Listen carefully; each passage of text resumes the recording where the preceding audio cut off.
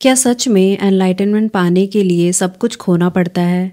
सच का रास्ता दूसरों के पीछे पीछे चलने से मिलता है या अपना रास्ता खुद बनाना पड़ता है? ये कहानी है सिद्धार्था की, एक ऐसे इंसान की जो बार बार अंदर से मरने के बाद आखिर में खुद को पा ही लेता है। सिद्धार्था एक ब्राह्मण फैमिली में पैदा हुआ है। सभी मंत्र, धर्म, ग्रंथ पढ़ चुका है, पर इस सब के बावजूद अंदर से खालीपन महसूस करता है। फिर एक दिन धर्म, परिवार सब कुछ छोड़ के जंगल में भिक्षुओं के साथ रहने चला जाता है। भूख, तपस्या, तकलीफ, हर चीज फेस करता है, पर ज्ञान अब भी बहुत दूर नजर आता है। एक दिन उसकी मुलाकात बुद्धा से होती है, पर कुछ वक्त बिताने के बाद समझ जाता है वो जो ढूंढ रहा है किसी टीचर के शब्दों से नहीं, बल्कि सिर्फ एक्सपीरियंस से आता है। अब सिद्धार्था दूसरे रास्ते पे चला जाता है, जो है मनी, लव, लस्ट और पावर का रास्ता। कमला से प्यार हो जाता है, बिजनेस में सक्सेस, लाइफ में हर एक आराम, सब आ जाता है, पर अंदर का खालीपन अब भी रहता है। एक दिन सपने में उसे पिंजरे में मरी हुई चिड़िया दिखती है और तब रियलाइज होता है वो भी एक पिंजरे में जी रहा है, क्योंकि उसकी आत्मा और आजादी बहुत पहले ही मर चुकी है। थक हार के सिद्धार्था खुदकुशी करने एक नदी के पास जाता है, पर नदी से उसे ओम की आवाज आती है और ये आवाज उसके अंदर कुछ हिला देती है, जिसे सुनकर वो अलाइव फील करता है। एक तरफ सिर्फ स्पिरिचुअल लाइफ और दूसरी तरफ सिर्फ सेंसुअल प्लेजर्स को जीने के बाद सिद्धार्था अपनी जिंदगी के आखिरी पड़ाव में बैलेंस ढूंढने लगता है, एक मध्यम मार्ग। नदी के पास उसे वासुदेव नाम का एक फेरीमैन मिलता है, जो सिद्धार्था का मेंटोर बन जाता है। वासुदेव के साथ सिद्धार्था साइलेंस को सुनना शुरू करता है।